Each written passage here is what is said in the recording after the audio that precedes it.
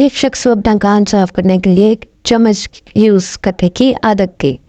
ایک دن اس نے دیکھا کہ کان صاف کرتے وقت چمچ باہر نہیں آ رہا. پھر اس کو احساس ہوا کہ جو چمچ اس کے کان میں کافی اندر تک جا کے پھنس چکا ہے. یہ تقریباً 17 سینٹی میٹر لمبا چمچ تھا جس میں سے تقریباً 5 سینٹی میٹر ہی باہر رہ چکا تھا.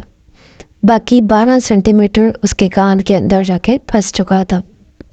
چنانچہ وہی اس کے کان کا پردہ اور کوکلیا سے ہوتے ہوئے اس کے دماغ تک بھی جا سکتا تھا. خیر وہ اچانک بہت زیادہ گھبرا گیا لیکن اس کو کوئی درد نہیں ہو رہا تھا. اس کے بعد اس نے اسے احساس ہوا کہ وہ جو کام کرنے آیا وہ تو کرے. وہ ایک شوٹر تھا تو اس نے سامنے ایک عورت کو مارنا تھا. تو اس نے سوچا کہ چمچ یا پھاڑ میں پہلے اپنا کام کیا جائے.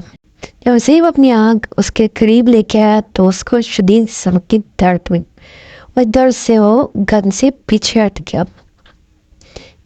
اس کے علاوہ وہ اپنا چمچ نکالنے کی کوشش کی جو اس سے نہیں نکل رہا تھا اور وہ اپنا نشانہ نہیں لگا رہا تھا. اچانک دروازے پہ دستک ہوئی اور اس نے فوراً سے کرٹنز کے آگے بندوق کو چھپا دیا. دروازہ کھلتا ہے اور وہ گھبراہٹ میں کھڑا ہو جاتا ہے چمچ کو چھپا کے. اتنے میں اس کی خوبصورت گرل فرینڈ اندر آتی ہے کیونکہ ان کا آج فن کا پروگرام تھا.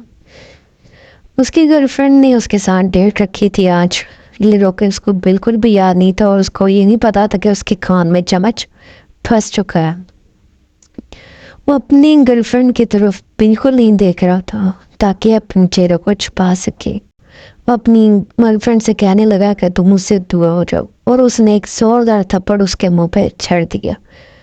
تھپڑ چڑھنے کی وجہ سے جادوئی طور پر جب اس نے شیشے میں دیکھا تو چمچ کچھ سینٹی میٹر باہر آ چکا تھا.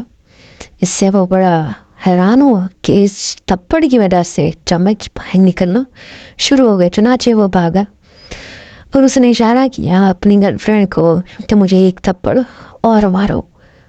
لڑکی کافی حیران ہوئی اور اس نے سوچا کہ شاید یہ پاگل ہو چکا ہے.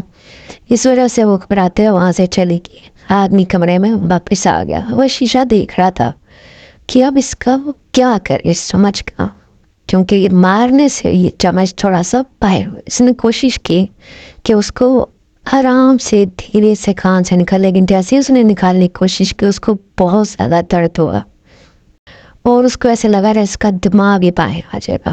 پھر اس نے ڈیسائیڈ کیا کہ اپنا کام پہلے کیا جائے، یعنی کہ اس نے اپنی وہی شوٹنگ پوزیشن پہ آیا اور سپون کی پرواہ کیے بغیر اب اس نے سوچا کہ اس کو کیوں نہ فل اندر ہی کر دیا جائے اور اس کو آہستہ سے اندر کو دبانا شروع کر دیا. لیکن اس کو کوئی درد نہیں ہو رہا تھا، اس لیے وہ آسانی سے سپون کو مزید کان کے اندر گھساتا گیا اور بڑے آرام سے سپون پورے کا پورا اس کی کان کے اندر کہاں سے کہاں پہنچتا گیا.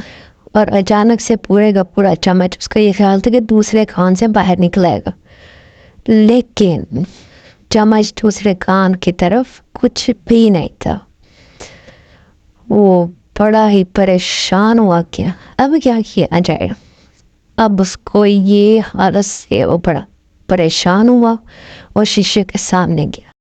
اس چمچ کا کیا کیا جائے، وہ کمپلیٹلی اس کی نظروں سے غائب ہو چکا تھا. اس نے اپنے آپ کو کوسا کہ یہ میں نے کیا کر دیا، پورے کا پورا چمچ میں نے اب اپنی اس کے دیکھ بھی نہیں پا رہا. دوبارہ شیشے کے سامنے گیا، اس کا احساس ہوا کہ چمچ اس کے ناک اور آنکھوں کے پیچھے دماغ میں کہیں موجود ہے.